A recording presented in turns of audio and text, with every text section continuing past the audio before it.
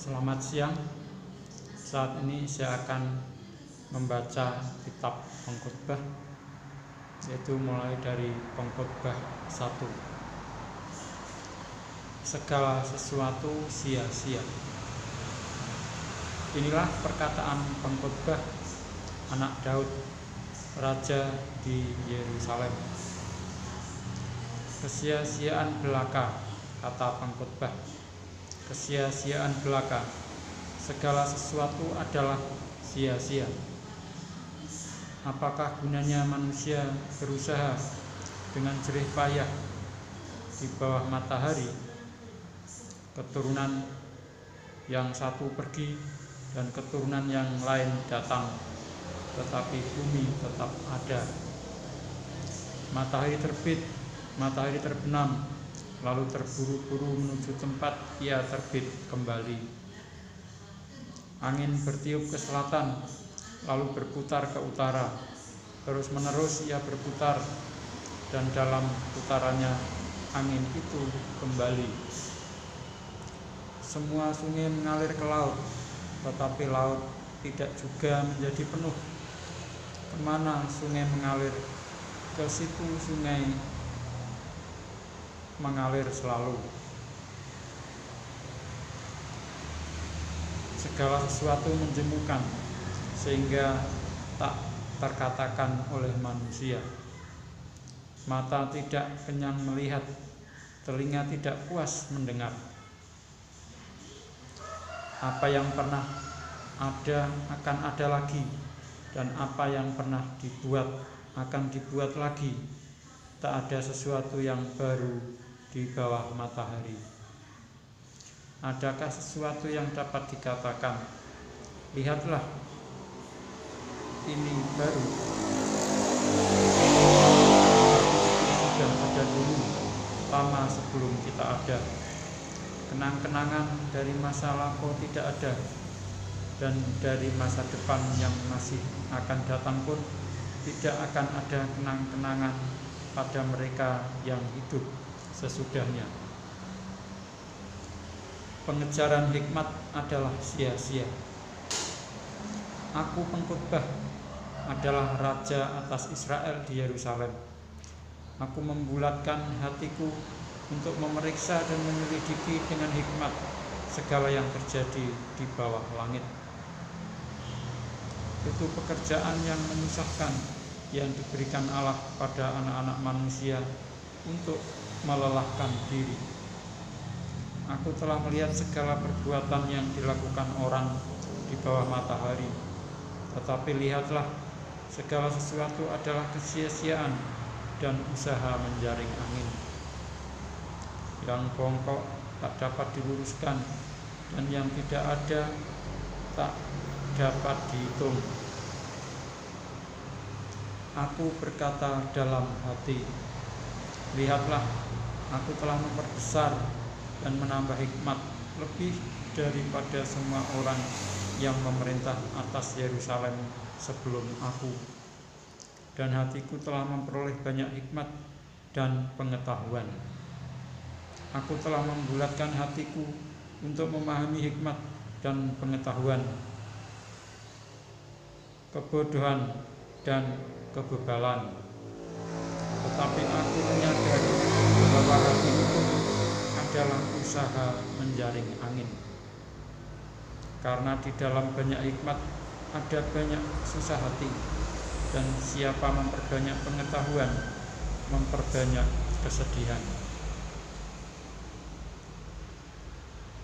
Saya lanjutkan membaca Pengkhotbah 2. Hikmat dan kebodohan adalah hal yang sia-sia. Aku berkata dalam hati, mari aku hendak memuji kegirangan. Nikmatilah kesenangan. Tetapi lihat, juga itu pun sia-sia. Tentang tertawa aku berkata, itu bodoh. Dan mengenai kegirangan, apa gunanya? Aku menyelidiki diriku dengan menyegarkan tubuhku dengan anggur, sedang akal budiku tetap memimpin dengan hikmat dan dengan memperoleh kebebalan sampai aku mengetahui apa yang baik bagi anak-anak manusia untuk dilakukan di bawah langit selama hidup mereka yang pendek itu. Aku melakukan pekerjaan-pekerjaan besar, mendirikan bagiku rumah-rumah, menanami bagiku kebun-kebun anggur. Aku mengusahakan bagiku kebun-kebun dan taman-taman, dan menanaminya dengan rupa-rupa pohon buah-buahan. Aku menggali bagiku kolam-kolam untuk mengairi dari situ tanaman pohon-pohon muda. Aku membeli budak-budak laki-laki dan perempuan, dan ada budak-budak yang lahir di rumahku. Aku mempunyai juga banyak sapi dan kambing domba, melebihi siapapun yang pernah hidup di Yerusalem sebelum aku. Aku mengumpulkan bagiku juga perak dan emas, harta benda raja-raja dan daerah-daerah. Aku mencari bagiku biduan-biduan dan biduanita dan yang menyenangkan anak-anak manusia, yakni banyak duit. Dengan demikian aku menjadi besar, bahkan lebih besar daripada siapapun yang pernah hidup di Yerusalem sebelum aku. Dalam pada itu hikmatku tinggal tetap padaku. Aku tidak merintangi mataku dari apapun yang dikehendakinya, dan aku tidak menahan hatiku dari sukacita apapun, sebab hatiku bersukacita karena segala jerih payahku. Itulah buah segala jerih payahku. Ketika aku meneliti segala pekerjaan yang telah dilakukan tanganku dan segala usaha yang telah kulakukan untuk itu dengan jerih payah, lihatlah, segala sesuatu adalah kesia-siaan dan usaha menjaring angin. Memang tak ada keuntungan di bawah matahari. Lalu aku berpaling untuk meninjau hikmat, kebodohan, dan kebebalan. Sebab apa yang dapat dilakukan orang yang menggantikan raja? Hanya apa yang telah dilakukan orang. Dan aku melihat bahwa hikmat melebihi kebodohan, seperti terang melebihi kegelapan. Mata orang berhikmat ada di kepalanya, sedangkan orang yang bodoh berjalan dalam kegelapan. Tetapi aku tahu juga bahwa nasib yang sama menimpa mereka semua. Maka aku berkata dalam hati, nasib yang menimpa orang bodoh juga akan menimpa aku. Untuk apa aku ini dulu begitu berhikmat?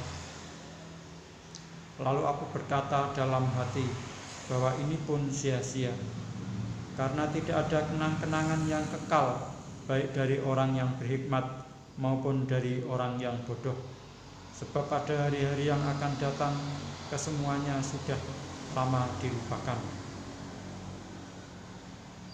Dan orang yang berhikmat mati juga seperti orang yang bodoh. Oleh sebab itu aku membenci hidup, karena aku menganggap menyusahkan apa yang dilakukan di bawah matahari. Sebab segala sesuatu adalah kesia-siaan dan usaha menjaring angin. Aku membenci segala usaha yang kulakukan dengan jerih payah di bawah matahari, sebab aku harus meninggalkannya kepada orang yang datang sesudah aku.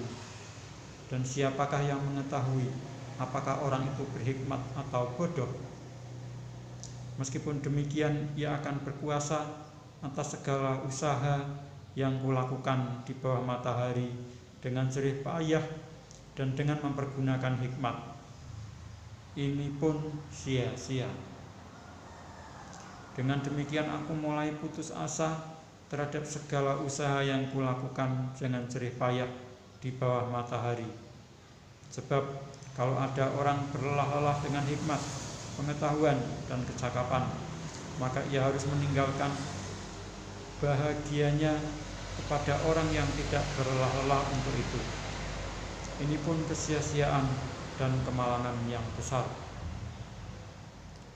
Apakah faedahnya yang diperoleh manusia dari segala usaha yang dilakukannya dengan jerih payah di bawah matahari dan dari keinginan hatinya? Seluruh hidupnya penuh kesedihan dan pekerjaannya penuh kesusahan hati. Bahkan pada malam hari hatinya tidak tentram. Ini pun sia-sia. Tak ada yang lebih baik bagi manusia daripada makan dan minum dan bersenang-senang dalam jerih payahnya. Aku menyadari bahwa ini pun dari tangan Allah. Karena siapa dapat makan dan merasakan kenikmatan di luar Dia? Karena kepada orang yang dikenalnya Ia mengaruniakan hikmat, pengetahuan, dan kesukaan. Tetapi orang berdosa ditugaskannya untuk menghimpun dan menimbun sesuatu yang kemudian harus diberikannya kepada orang yang dikenal Allah. Ini pun kesia-siaan dan usaha menjaring angin. Saya lanjutkan membaca Pengkhotbah 3. Untuk segala sesuatu ada waktunya.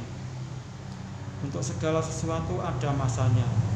Untuk apapun di bawah langit ada waktunya. Ada waktu untuk lahir, ada waktu untuk meninggal, ada waktu untuk menanam, ada waktu untuk mencabut yang ditanam, ada waktu untuk membunuh, ada waktu untuk menyembuhkan, ada waktu untuk merombak, ada waktu untuk membangun, ada waktu untuk menangis, ada waktu untuk tertawa, ada waktu untuk meratap, ada waktu untuk menari, ada waktu untuk membuang batu, ada waktu untuk mengumpulkan batu, ada waktu untuk memeluk, ada waktu untuk menahan diri dari memeluk, ada waktu untuk mencari, ada waktu untuk membiarkan rugi, ada waktu untuk menyimpan, ada waktu untuk membuang, ada waktu untuk merobek, ada waktu untuk menjahit, ada waktu untuk berdiam diri, ada waktu untuk berbicara, ada waktu untuk mengasihi, ada waktu untuk membenci, ada waktu untuk perang, ada waktu untuk damai. Apakah untung pekerja dari yang dikerjakannya dengan berjerih payah? Aku telah melihat pekerjaan yang diberikan Allah kepada anak-anak manusia untuk melelahkan dirinya.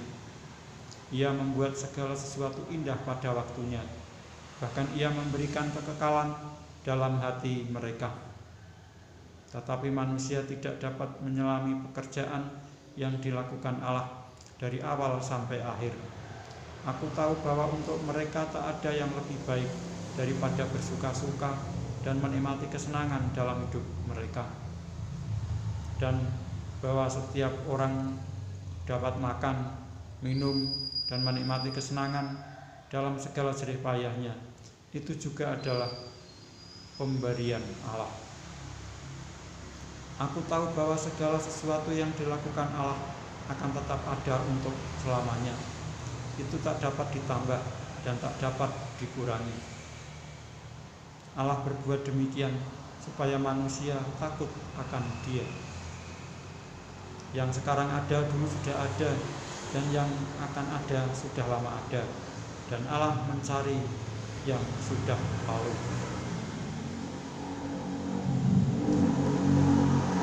Ketidakadilan dalam hidup. Ada lagi yang kulihat di bawah matahari. Di tempat pengadilan, di situ pun terdapat ketidakadilan, dan di tempat keadilan, di situ pun terdapat ketidakadilan. Berkatalah aku dalam hati, Allah akan mengadili baik orang yang benar maupun yang tidak adil, karena untuk segala hal dan segala pekerjaan ada waktunya. Tentang anak-anak manusia, aku berkata dalam hati, Allah hendak menguji mereka dan memperlihatkan kepada mereka bahwa mereka hanyalah binatang. Karena nasib manusia adalah sama dengan nasib binatang. Nasib yang sama menimpa mereka. Sebagaimana yang satu mati, demikian juga yang lain. Kedua-duanya mempunyai nafas yang sama, dan manusia tak mempunyai kelebihan atas binatang, karena segala sesuatu adalah sia-sia. Kedua-duanya menuju satu tempat, kedua-duanya terjadi dari debu, dan kedua-duanya kembali kepada debu. Siapakah yang mengetahui apakah nafas manusia naik ke atas dan nafas binatang turun ke bawah bumi? Aku melihat bahwa tidak ada yang lebih baik bagi manusia daripada bergembira dalam pekerjaannya, sebab itu adalah bahagianya.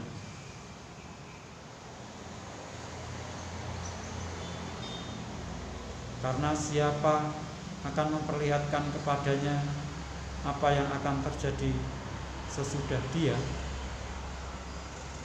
Demikianlah saya telah membaca pengkhotbah sampai dengan pengkhotbah 3, dan saya akan melanjutkan membaca pengkhotbah berikutnya, yaitu pengkhotbah 4 pada kesempatan yang akan datang. Sekian, terima kasih.